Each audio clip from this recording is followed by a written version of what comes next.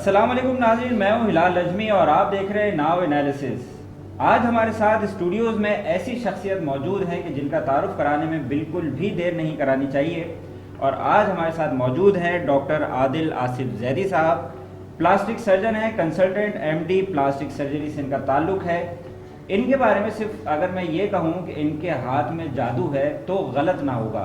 वो क्यों, वो हम इनसे बात करेंगे और जानेंगे कि ऐसा क्यों है। सबसे पहले तो बहुत शुक्रिया डॉक्टर साहब, थैंक यू सो अपने मच। मसरूफ़ तरीन स्केड्यूल में से आपने हमारे लिए वक्त निकाला। तो प्लास्टिक सर्जरी से मुराद क्या है? सबसे पहला अगर हम बेसिक सवाल हम ये करें, प्लास्टिक सर्जरी से मुराद है क्या? प्लास्टिक सर्जरी बेसिकली एक ऐसा साइंस का और मेडिसिन का पार्ट है कि जिसके अंदर हम जो बॉडी आपके पास है उसी को मोल्ड करके, उसी को तराश खराश करके, उसी को रीशेप करके एक ऐसी शक्ल में ले आते हैं कि जो कि देखने में अच्छी भी लगे और फुल फंक्शनैलिटी कर सके, जिससे आप अपने सारे काम कर सकें और जो देखने में बिल्कुल नॉर्मल भी लगे और ख़ूबसूरत भी नज़र आए। ठीक है।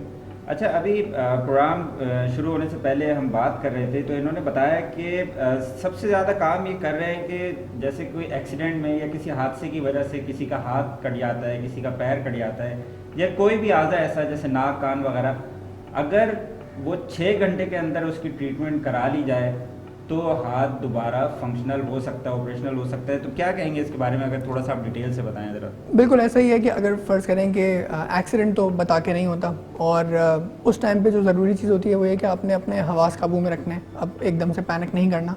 और जो करीबी प्लास्टिक सर्जरी का जो भी इदारा आपके करीब में आता है या फिर हम जैसे कोई अगर कोई बंदा है तो उसको अप्रोच करनी है और उस एम्पुटेटेड पार्ट को, यानी कि वो अगर चीज़ कट भी गई है आपकी, वो उंगली भी हो सकती है, वो नाक भी हो सकती है, वो कान भी हो सकता है, वो कोई डॉग बाइट भी हो सकता है कि ऐसे कुत्ते ने ऐसी ज़ोर से काटा कि वो आपका पूरा टुकड़ा ही निकाल दिया, या किसी जंगली जानवर ने कर दिया, या दरवाजे में उंगली आ गई और पूरी उंगली अलग पड़ी हुई है। तो इन सबको टाइमली 6 घंटे के अंदर अंदर हमारे तक पहुँचा देना होता है और उसको एक ख़ास तरीका है कि जिसके थ्रू आप जो है वो हम तक जब पहुँचाएँगे तो वो इस काबिल होती है कि उसको वहाँ पर जोड़ा जा सके।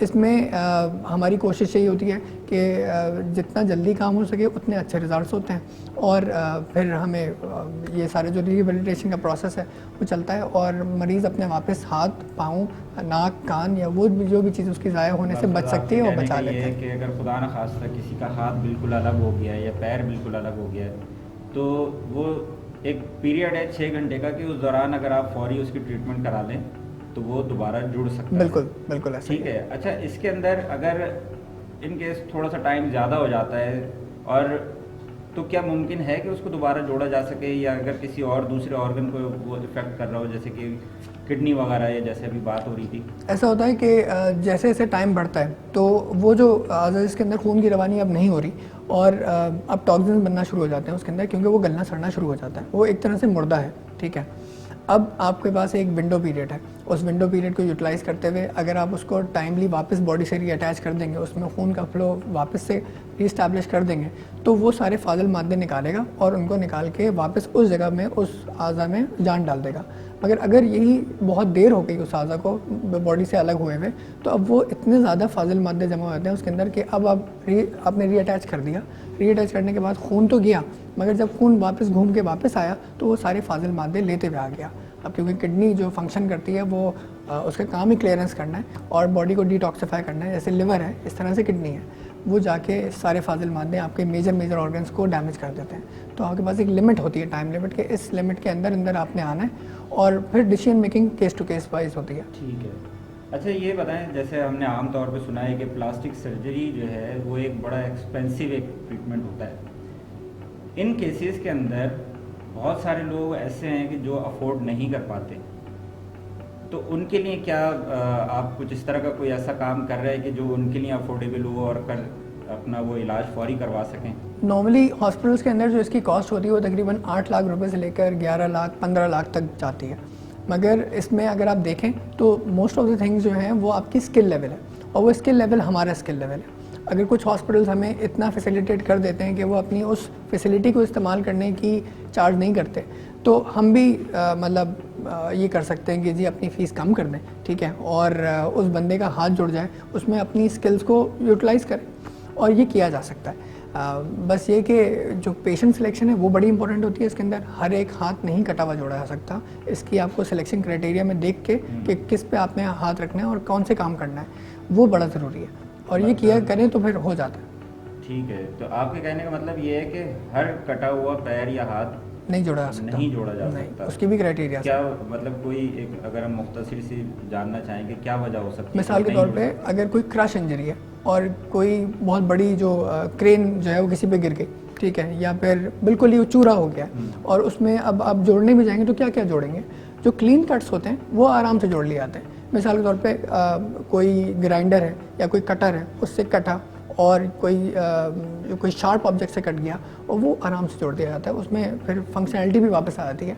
मगर बिल्कुल चूरा हो गया, बिल्कुल तहस नहस हो गया, उसको वापस जोड़ना जो है वो फिर कोई कारगर नहीं होता, क्योंकि कितना जोड़ेंगे आप उसको। तो कोई ऐसा एक्सपीरियंस अभी हालिया दिनों में कोई ऐसा गुजरा हो कि जिसका आपने ट्रीटमेंट किया हो और वो मतलब ऐसे लोगों को जो अफोर्ड भी ना कर पा रहे हों? हमारे पास एक ठट्टा से और ये बदीन साइड से जो है एक बच्ची आई जिसका हाथ जो है वो किंचकी में जा रहे थे लोग बैठ के, और दुपट्टा जो है नायलॉन का जो होता है वो जैसे उसने हाथ में डाला हुआ था। छोटी बच्ची है 8 साल की, और वो दुपट्टा उसका किंचकी में फंसा। उसने रेस दी बंदे ने, क्योंकि मेला था कोई लगा हुआ, और उसने नहीं देखा। बच्चे वैसे ही शोर मचा रहे होते हैं, ठीक है, आपने देखा एक्साइटेड हुए होते हैं। उसको नहीं पता लगा कि ये जो उसका दुपट्टा है वो उसकी मोटर में फंसा हुआ है, और जब उसने रेस दी तो इतनी ज़ोर से खिंचा कि हाथ जो है एल्बो से ऊपर कट के अलग हो गया। अब ये बच्ची जो है, इसके फादर क्लर्क हैं एक गवर्नमेंट ऑफिस में है, मगर गवर्नमेंट भी आपको पता ही है कि क्या करती है। तो और आपके पास लिमिटेड टाइम पीरियड है, आपको इसको जोड़ना है। इसके अंकल थे, उनसे हमारी हुई बात और हमने उनको तरीका समझा दिया फ़ोन पे ही कि आप कैसे इसको टाइमली पहुंचा सकते हैं। हम तक पहुंचाया, हमने उसको जोड़ना शुरू किया। तकरीबन 10 घंटे लगे और मुझ समेत 4 प्लास्टिक सर्जन थे और एक ऑर्थोपेडिक सर्जन थे। एक बंदे का काम नहीं होता और सब मिल के काम करते हैं, तो आप इसको टाइमली अचीव कर सकते हैं। तकरीबन 2 हफ्ते से 3 हफ्ते की रिहेबिलिटेशन है और 3 हफ्ते के बाद आपका हाथ बिल्कुल वैसे ही काम करता है जैसे नॉर्मल काम करता है। सनसनाहट भी वैसी होती है, सेंसेशन भी वैसी होती है, सब कुछ नॉर्मल होता है। मगर बहुत ज़रूरी है कि आपने टाइमली पहुंचाना है और सिलेक्शन आपने किसकी करनी है, ये बड़ा इंपॉर्टेंट है। नाज़रीन, वैसे तो अल्लाह सबको अपने हिफ्ज़ो अमान में रखे, लेकिन यहाँ पे चूँकि डॉक्टर साहब बैठे हुए हैं और बड़ी अच्छी इन्होंने चीज़ें बताई हैं। यहाँ वो हजरात, खुदा न खास्ता अगर किसी के साथ कोई ऐसा हादसा हो जाता है, अल्लाह ना करे कि कोई ऐसी चीज़ हो, लेकिन अगर ऐसी कोई सूरत हाल हो जाती है और जहन में ये है कि हम इसका ट्रीटमेंट नहीं करा सकते, बहुत महंगा इलाज है या वो है, तो हम यहाँ पे डिस्प्ले पे अपनी स्क्रीन पे जो है डॉक्टर साहब का नंबर भी दे रहे हैं और वो रब्ता कर सकते हैं और अपना फौरी इलाज करवा सकते हैं ताकि किसी भी माजूरी से बचा जा सके। तो डॉक्टर साहब, अब हम अपने अगले दूसरी चीज़ों की तरफ आते हैं। अभी आप जैसे ही बता रहे थे कि जल जाते हैं लोग जी, आग की वजह से या एसिड से या किसी केमिकल की वजह से, तो उनका भी कोई ऐसा ट्रीटमेंट है कि जैसे निशान रह जाते हैं चेहरे पे, हाथों पे, वो ख़त्म हो सकते हैं या इलाज हो सकता है उसका? नॉर्मली जो एक तासुर होता है लोगों का वो ये होता है कि जब आप जलेंगे तो उसके बाद निशान एक रहता है और फिर वो आहिस्ता आहिस्ता एक डार्क निशान बन जाता है। और यही बंदा जब जल तो गया, ठीक है, जलने की तकलीफ़ अलग है, मगर इससे भी ज़्यादा तकलीफ़ वो होती है कि जब ये बंदा कोई सोशल गैदरिंग में जाता है और वहीं पे लोग उसको देख के आइडेंटिफाई करते हैं, वो बार बार अपनी कहानी सुना सुना के थक जाता है। बिल्कुल। और वो उसके साथ चल रही होती है। इसी सब चीज़ को आप अवॉइड कर सकते हैं। कैसे कि अगर एक जैसे ट्रीटमेंट है जो कि पाकिस्तान में सिर्फ मैं करता हूँ, एक फैसलाबाद में एक कर्नल साहब है वो करते हैं, दुनिया भर में बहुत कम जगह पे हो रहा है, मगर ये कहलाता है स्कारलेस बर्न ट्रीटमेंट, जो कि हेपरिन प्रोटोकॉल पे चलता है। इसमें हम एक दवाई इस्तेमाल करते हैं जो कि पूरे आईसीयू में समझ लें आपको शायद 1 एम्प्यूल मिले, हम ऐसे 5 या 6 एम्प्यूल्स इस्तेमाल करते हैं, जिसको अगर आप कंट्रोल तरीके से इस्तेमाल करें और मरीज़ को समझा दें तो आप विदिन 10 डेज़ आप कोई सा भी फेस या नेक का बर्न इतना अच्छे तरीके से ट्रीट कर सकते हैं कि आपके निशान भी नहीं रहते और कलर मैचिंग भी बहुत अच्छी होती है। और आगे फिर वो बच्ची या बच्चा जो भी है या कोई भी बड़ा भी है तो कोई ऐसा मसला नहीं है, कोई भी हो, टाइमली हमारे पास आ जाए, हम उसका ट्रीटमेंट स्टार्ट कर दें। शुरू के 24 घंटे बहुत इंपॉर्टेंट है। आप जितना लेट आते रहेंगे आप अपना ही कीमती वक्त ज़ाया करते रहेंगे, और वंस ये हो जाता है तो आप ऐसे बिल्कुल घूम सकते हैं कि देख के कोई पहचान भी नहीं सकता कि आपको कभी कोई जला था। इतना करीब करीब बिल्कुल नॉर्मल हो जाता है। ठीक, खैर ये तो बहुत अच्छी बात है। अगर ये इस तरह का है तो लोग जिन वे जले हुए निशान हैं या जो वो अपना ज़रूर लाजमी ट्रीटमेंट करवा सकते हैं डॉक्टर साहब से। अच्छा, दूसरी एक चीज़ ये कि आजकल जैसे ख़वातीन में एक बड़ी बीमारी फैलती जा रही है और उसके ऊपर बड़ी एनजीओज भी काम कर रही है, ब्रेस्ट कैंसर के हवाले से अगर बिल्कुल। हम बात करें तो उसमें जाहिर सी बात है जब ट्रीटमेंट होता है तो वो किसी वजह से कॉम्प्लेक्स का शिकार हो जाती हैं ख़वातीन, क्योंकि आजकल तो आपको पता है कि ख़वातीन अपने निस्वानी हुस्न के हवाले से बड़ी कॉन्शियस है। तो उसके लिए कोई ऐसी चीज़ है कि जो उस एहसास कमतरी को ख़त्म कर सके? बिल्कुल। जो जो ब्रेस्ट है, छाती, ये समझ लें कि अगर पाकिस्तान के स्टार्ट्स देखें ना आप, तो हर 5 में से 1 खातून को कुछ ना कुछ ब्रेस्ट का कुछ ये चल रहा है, ठीक है। अब वो कैंसर भी हो सकता है, वो कैंसर की बड़ी फॉर्म भी हो सकती है, वो एक बेज़रर बेनाइन सी सिस्ट भी हो सकती है, मगर 5 में से 1 खातून को इस तरह से है। जब ये हमारे यहाँ, क्योंकि माशरे में इस चीज़ को बहुत टैबू समझा जाता है और लोग भी इसको छुपाते रहते हैं जब तक ये बहुत ज़्यादा बढ़ के नहीं आ जाता, और अल्टीमेटली जब उस स्टेज पे आते हैं तो वो आपके पास और कोई चारा नहीं होता कि आप इसको काट के निकालें और जान बचाने की कोशिश करें। ऐसी सूरत में जब आपका ऑपरेशन किया जा रहा है तो आपके पास एक ऑप्शन ये होता है कि आप प्लास्टिक सर्जन को अपने साथ जोड़ें और उससे बोलें कि आप उसी के जिस्म के टुकड़े से, ये ज़रूरी नहीं कहीं और से लें, आप कोई इम्प्लांट भी डाल सकते हैं, मगर आप उसी खातून के जिस्म के टुकड़े से एक वैसा ही ब्रेस्ट की शेप का टुकड़ा बना सकते हैं जो कि देखने में बिल्कुल कॉन्ट्रालेटरल यानी कि दूसरी तरफ वाले ब्रेस्ट के जैसा ही लगता है। और नॉट जस्ट कि लगता है, आप उस पर निपल भी बना सकते हैं, उसकी कलर कोडिंग भी वो कर सकते हैं, सेम टू सेम देखने में वो वैसा ही तो लगता है कि ऐसा है। सेंसेस की जैसे अगर बात की जाए तो टच की सेंसेशन आती है आपको, ठीक है, जो स्किन पे टच की सेंसेशन आती है। अलबत्ता जो निपल पे सेंसेशन है वो हम अभी तक नहीं ला सकते, जाहिर सी बात है, अल्लाह ताला तो नहीं है, ठीक है, मगर ये कि बहुत करीब करीब काम हो जाता है। बहुत सारी ख़वातीन, बहुत सारी एक्ट्रेसेस अब ऐसी हैं कि जो कि थोड़ी पढ़ लिख गई और उनको पता लग गया कि उनके ख़ानदान में ब्रेस्ट कैंसर है और एक ख़ास उम्र में जाके उनको कैंसर हो जाएगा। एक बहुत हॉलीवुड की अदाकार हैं, उन्होंने प्रोफाइलेक्टिक यानी कि अभी कैंसर हुआ भी नहीं है मगर उन्होंने वो जीन आइडेंटिफाई कर ली, उन्होंने दोनों ब्रेस्ट अपने रिमूव करवाए और नए बनवा लिए, और वो अब सारी ज़िंदगी के लिए टेंशन फ्री होकर अपने सारे काम करेंगी कि उनको अब कोई ख़तरा नहीं है कि उनको ब्रेस्ट कैंसर उनकी जान ले सकता है।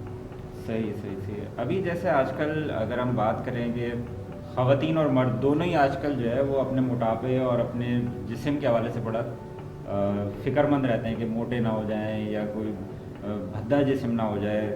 तो जैसे अब लाइपोसक्शन वगैरह करा रहे होते हैं तो उसमें किस तरह से आप कर रहे हैं काम? लाइपोसक्शन स्टार्ट हुई थी समझ लें कि 1910 से, ये बहुत पुरानी चीज़ है 1910 से जी। और तब मुख्तलिफ़ तरीक़ों से अतवार से होते गुज़रते गुज़रते अब एक ऐसे स्टेज पे आ गई है कि जिसमें आप जागते में लाइपोसक्शन कर सकते हैं, पेनलेस तरीके से लाइपोसक्शन कर सकते हैं और as a day care procedure बन गया है। आप आते हैं, करवाते हैं, उसी दिन खुद ड्राइव करके घर जाते हैं।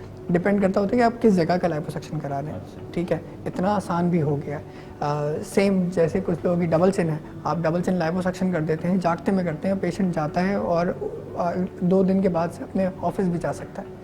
पेट की लाइपोसक्शन के हवाले से जब हम बात करते हैं तो इसमें रिकवरी पीरियड ज़्यादा होता है, क्योंकि जैसे जैसे आप जितनी अमाउंट ऑफ फैट ज़्यादा निकालेंगे उतना रिकवरी पीरियड बढ़ता रहता है। मगर ये भी पहले समझा जाता था पिछले दिनों में कि ये जानलेवा है कि इससे जो है मौत वाक़या हो सकती है, ऐसा नहीं है। चीज़ों की सेफ्टी डॉक्टर के हैंड्स पर डिपेंड करती है। डॉक्टर ने अगर सही मरीज़ सिलेक्ट किया है तो उस मरीज़ को बहुत आराम से, बिल्कुल जैसे समझ लें कि एक भंवर से गुजार रहा है और हाथ पकड़ के गुजार रहा है, और उसको गाइड करते करते एक ऐसे लेवल पर पहुंचा देगा कि वो अब बिल्कुल देखने में अच्छा भी लगेगा और एंजॉय भी करेगा। अच्छा, कोई अगर अपना लाइपोसक्शन कराता है, मिसाल के तौर पे अपना पेट उसने कम करा लिया, फ्लैट करा लिया और बड़ा खूबसूरत उसका जिस्म बन गया, तो वो क्या स्टेबल रहता है या मतलब जिसे कहना चाहिए कि परमानेंट हो जाता है वो, या फिर दोबारा खाया पिया और फिर दोबारा पेट बढ़ गया, कुछ इस तरह की कोई सूरत हाल होती है? लोग मुझसे अक्सर सवाल पूछते हैं कि लाइपोसक्शन करने के बाद आपका ये फैट वापस आ जाएगा, तो ऐसा नहीं है। आपको लाइपोसक्शन करने के बाद एक ख़ास डाइट पर डाल दिया जाता है, एक्सरसाइज रूटीन में डाल दिया जाता है जो कि नॉर्मल डाइट है, ठीक है, मगर उसमें चीज़ों की बस उतनी ज़्यादती नहीं है जितनी पहले हुआ करती थी, अब थोड़ी सी कम है। आपको भी समझ आ रहा है कि जी ये प्रोसीजर भी कोई बहुत सस्ता प्रोसीजर नहीं है, इसकी भी कॉस्ट है, मगर वो सारी कॉस्ट करने के बाद अब बंदा अपनी चीज़ का ख्याल भी रखता है।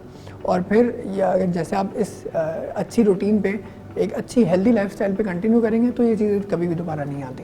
सही सही सही। अच्छा, गोरे रंग का ज़माना कभी होगा ना पुराना, गोरी तुझे डर किसका है, ये बड़ा हम तो बचपन से ये सारी चीज़ें सब सुनते आ रहे हैं। आजकल लोगों को बड़ा शौक़ है और ख़ास तौर पे हमने सेलिब्रिटीज़ को भी देखा है कि वो अपने रंग गोरा करने के लिए बड़े ट्रीटमेंट करा रहे होते हैं, ख़ास तौर पे वाइटनिंग इंजेक्शन। ये क्या चीज़ है, किस बला का नाम है ये? देखें, जैसे ये आपको याद होगा, माइकल जैक्सन एक होता था, ठीक है, आपने भी देखा, हम सब ने देखा कि बिल्कुल एक ब्लैक डिस्कलर, वो कलर से जो है वो चेंज हुआ और आहिस्ता आहिस्ता चेंज होते होते एक ऐसे कलर पे आ गया जो गोरों से भी ज़्यादा गोरा, कुछ ज़्यादा ही ज़रूरत से ज़्यादा बिल्कुल। गोरा हो गया। मगर वो थी उस टाइम की बात ना, चीज़ें इम्प्रूव कर गई हैं और इतनी इम्प्रूव हो गई हैं कि साइड इफ़ेक्ट्स के बहुत कम हो गई है प्रोफाइल इसकी। ये चीज़ जब आप करते हैं, किसी को भी वाइटनिंग इंजेक्शन लगाना शुरू करते हैं, तो आपको पेशेंट सिलेक्शन, उसकी वेट का तनासुब, कि उसका वेट अगर बढ़ रहा है तो आप उसको नहीं लगाएंगे, ठीक है। वो अगर प्रेग्नेंट है तो वो नहीं लगवाएगी, ठीक है। ये सिर्फ हेल्दी इंडिविजुअल्स के लिए है और उन लोगों के लिए फिर ये बहुत अच्छे रिजल्ट्स लेके आता है। हमारे यहाँ अनफॉर्चुनेटली कुछ इदारे ऐसे हैं कि जिन्होंने इस चीज़ को कमर्शलाइज़ कर दिया और हर बंदे को आके वाइटनिंग इंजेक्शन लगाने शुरू कर दिए, तो रिजल्ट्स ऊपर नीचे आए, तो ये चीज़ कंट्रोवर्सी में पड़ गई। जाहिर सी बात है, ऐसा नहीं होना चाहिए। इंजेक्शन लग सकते हैं, बड़े सेफली लग सकते हैं, तकरीबन 2 महीने का कोर्स होता है और आपको 1 साल की डोज लगा दी जाती है। 1 साल के बाद क्या होता है कि आपकी जो टोन में तब्दीली आती है वो परमानेंट रहती है और इवन दो आप उसके बाद अगर धूप में भी चले जाते हैं तो आप वापस जब इंडोर्स में रहना शुरू करेंगे, वापस से वही टोन आ जाएगी अच्छी वाली जो हमने प्रोड्यूस की है। अगले साल अगर आप चाहें कि मज़ीद मुझे गोरा होना है तो आप एक दोबारा से कुछ अपने ब्लड टेस्ट करवाते हैं जिसमें आपके जिगर के फंक्शनैलिटी को चेक किया जाता है और फिर वो देखते हुए आपकी एक डोज़ मुतयन की जाती है कि आपकी ये डोज़ होगी, इस डोज़ में आपको लगेगा। ठीक है। अच्छा, अब हमें अभी तक जो हमारी शुरू से अब तक बात हुई है, जितने भी ट्रीटमेंट्स हैं, इसके अंदर साइड इफ़ेक्ट्स का जो है ना वो ज़रूर ध्यान रखना है। आपके कहने का मतलब ये है कि साइड इफ़ेक्ट्स का रेशो है? बिल्कुल है, मगर ये कि वही वाली बात ना, आपने अगर मरीज़ सही आइडेंटिफाई किया है, सही सिलेक्ट किया और डॉक्टर जो है वो उस पर नहीं आ रहा कि आपकी सारी जो एक्सपेक्टेशंस हैं उनको पूरा करने में लग जाए और वो आपकी जो सेफ्टी प्रोफाइल है उसको भूल जाए, तो फिर साइड इफ़ेक्ट्स आते हैं। मगर ये कि अगर आप बहुत सेफ़ तरीके से करें और चीज़ों को का ख्याल रखें तो फिर ऐसा कुछ भी नहीं होता। आप बहुत आराम से चीज़ों को लेके चल सकते हैं। ठीक है। अच्छा, अभी प्रोग्राम से पहले हमारी एक बात हो रही थी, आपने बताया था वर्जिन रिस्टोरेशन के हवाले से जी, तो यकीनन हम जानना चाहेंगे इस चीज़ के बारे में और हम चाहेंगे कि इसको आप थोड़ा सा डिटेल से बताएं। देखिए, ये एक माशरे की हकीकत है और इसको आप चाहे जितना मर्ज़ी आप छुप जाएं इससे, मगर एक चीज़ आपको सामने नज़र आती है, क्राइम रुकता नहीं है, ठीक है, होता रहता है। ऐसे बच्चे, ऐसी बच्चियाँ कि जो कि इस क्राइम का हो गई, मिसाल के तौर पे रेप क्राइम हो गया किसी के साथ, ठीक है, अब उसकी तो बेचारी की सारी ज़िंदगी तबाह हो गई ना। और पहले यही समझाता था कि हाँ भाई अब उसके लिए कोई और रास्ता नहीं है। अलबत्ता प्लास्टिक सर्जरी उसको रास्ता देती है कि वो, जैसे आपने देखा होगा कि कोर्ट में भी अगर प्रोसीडिंग्स होती हैं तो उन खातून का नाम नहीं लिया जाता, तो कॉन्फिडेंशियलिटी मेंटेन की जाती है। प्लास्टिक सर्जन भी कॉन्फिडेंशियलिटी मेंटेन करते हैं, हाइमेन को रिस्टोर कर देते हैं, वर्जिनिटी रिस्टोर कर देते हैं और ये ऑपरेशन होते हैं जो कि as a day care surgery होते हैं। आप आते हैं, करवाते हैं और सेम डे खुद वॉक करके घर जाते हैं, कोई तकलीफ भी नहीं होती, सुन करके होते हैं सारे प्रोसीजर्स। लेकिन अब अगर हम ये कहें कि ये अगर हर कोई अफोर्ड कर सकता है इस ट्रीटमेंट को, तो खुदा ना खास्ता ऐसा तो नहीं है कि हम इस चीज़ को ऑब्लाइज करते जा रहे हो कि भाई ठीक है, गुनाह करो, ताल्लुकात रखो, सब कुछ बाद में जो है फिर डॉक्टर साहब तो हैं ही। जो ये स्किल्स होती हैं वो हमारे हाथ में, ठीक है। ये डॉक्टर की इंटेग्रिटी पे बात आती है कि वो डॉक्टर जो है वो किस तरह से किस मरीज़ का इलाज कर रहा है और किसको वो रिफ्यूज़ कर रहा है। We can always refuse treatment. ये कोई ज़रूरी नहीं है कि आप मेरे पास आके एंटर होंगे तो मैं आपका पाबंद हो जाऊँ कि मैं ट्रीटमेंट करूँगा। मैं हमेशा रिफ्यूज़ कर सकता हूँ और हमारे कुछ सेट क्राइटेरियाज हैं कि जिन पे हम ये किसी ऑपरेशन किया या नहीं किया। मिसाल के तौर पे हिस्ट्री टेकिंग के बाद हमें पता लग जाता है कि किस मरीज़ की अब शादी होने वाली है और वो अब ये इस चीज़ से परेशान है, तो उसकी आप हेल्प कर दें। अल्लाह ताला पर्दे डाल के रखता है और पर्दा पोशी पसंद करता है। तो अगर आप किसी की इस चीज़ के ऊपर पर्दा आपने डाल दिया और उसके आगे उसकी पूरी फैमिली की इज्जत बच जाती है, चीज़ें सही हो जाती हैं, तो इसमें क्या बुराई है। ठीक है, बस मुख्तसर से ये कि अब अगर जैसे अब अगर हम हेयर ट्रांसप्लांट के हवाले से बात करें या एक्नी या कोरियन ग्लास स्किन, आपने बताया था कोई एक टर्म यूज़ करते हैं आप लोग, इन तीनों चीज़ों के बारे में शॉर्टली बता दें क्योंकि आज तो खैर हमारे पास वक्त थोड़ा सा कम है, लेकिन हमने डॉक्टर साहब के साथ वादा किया है कि हम हर कैटेगरी को लेके अलग प्रोग्राम शुरू करेंगे। इंशाल्लाह ईद के बाद आप लोगों के सामने हम लोग डॉक्टर साहब के साथ ना सिर्फ सवालात आप लोगों के लेंगे बल्कि तमाम मसाइल का हल भी आपको बताएंगे। तो डॉक्टर साहब बस ये आखिरी ये कि इन तीनों चीज़ों के बारे में मुख्तसर बता दीजिएगा। जो हेयर रिस्टोरेशन है उसमें अब एक चीज़ आ गई है, उसको कहते हैं पीआरपी। पीआरपी आप ही के खून से ग्रोथ फैक्टर्स आइसोलेट करके और उसके बाद स्कैल्प के अंदर इंजेक्ट किए जाते हैं। तकरीबन 6 से 7 हफ्ते लगते हैं, आपको फ़र्क नज़र आना शुरू होता है और फिर आप महीने महीने ये ट्रीटमेंट्स लेते रहते हैं। थोड़ा टाइम लगता है, मगर ये कि अगर आपने स्मोकिंग वगैरह बंद की हुई है और एक हेल्दी लाइफस्टाइल पे आए हैं, देखें you are what you eat, simple as that. आप मुर्गन चीज़ें खाते रहें, आप स्मोकिंग करते हैं और आप एक्सपेक्ट करेंगे डॉक्टर साहब का ट्रीटमेंट से बाल उगाएंगे, तो ऐसा कभी भी नहीं होने वाला, ठीक है। अलबत्ता आपने ऐसे सेलिब्रिटीज़ भी देखे जिन्होंने हेयर ट्रांसप्लांट कराया, अगर स्मोकिंग नहीं रोकी तो उनके फिर इतने बड़े बड़े जख्म बन गए ऊपर।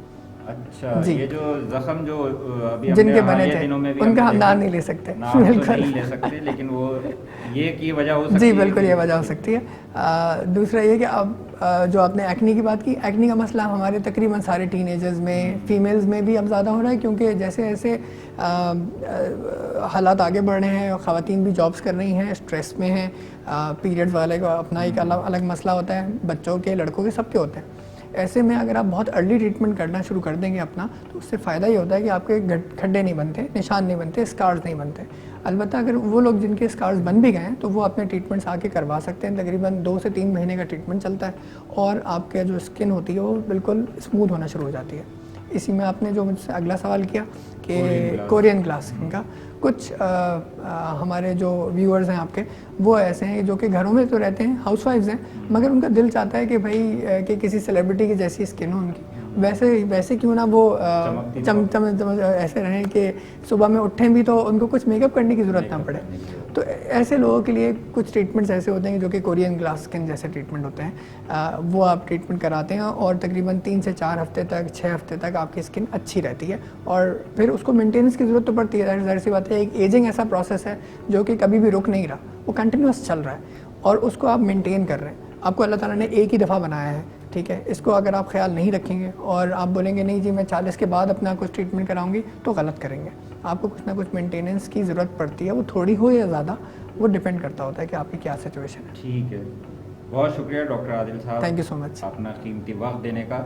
तो नाज़रीन, बात सिर्फ ये ही है कि सेहतमंद ज़िंदगी गुजारने के लिए सबसे पहले ख़ुद को किरदार अदा करना पड़ेगा। अपनी सेहत का, अपने जिस्म का, अपनी तंदुरुस्ती का ख्याल खुद रखना चाहिए। अगर हम ये सोचें कि भाई ठीक है ये हो जाएगा तो हम डॉक्टर से रब्ता कर लेंगे, ये हो जाएगा, ऐसा नहीं है। ये डॉक्टर्स हमारे लिए बेशक सेकंड ऑप्शन है, पहला ऑप्शन यही है कि हमें सबसे पहले खुद अपनी सेहत का ख्याल रखना होगा। इसी के साथ इजाज़त दीजिए हिलाल लजमी को। अल्लाह हाफिज़। ठीक है डॉक्टर, ज़बरदस्त, बहुत शुक्रिया। बिल्कुल ठीक।